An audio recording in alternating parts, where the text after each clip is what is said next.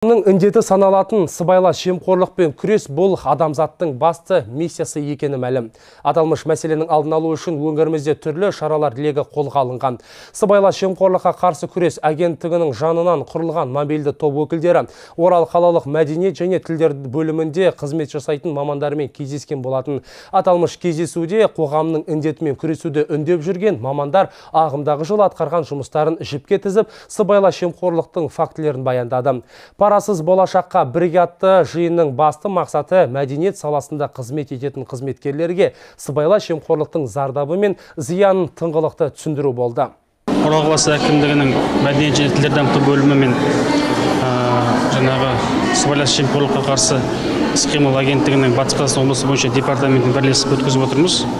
Бүгінгі шараның тақырыбы парасыз болашаққа бірге деп аталады.